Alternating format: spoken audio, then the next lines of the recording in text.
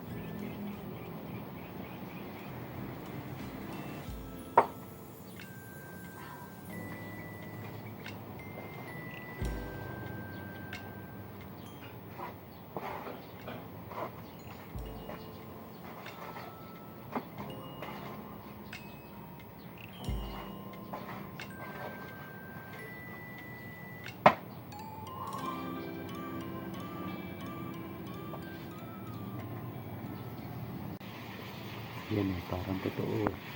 Lapit-lapit na sa katotohanan nakababa na ako na ang dami.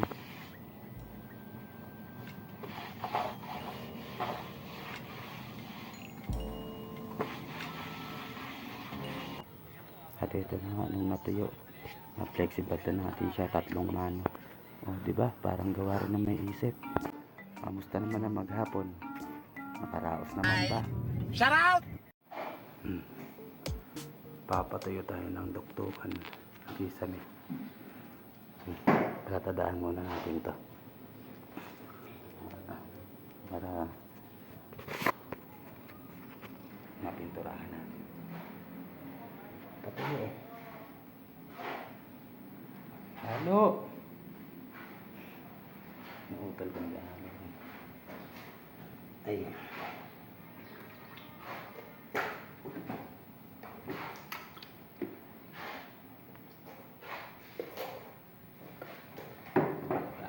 mason for today.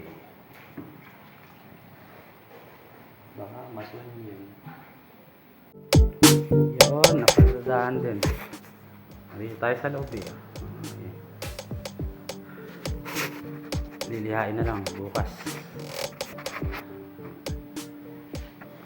Umisa pa nga ng palatada. Ayan.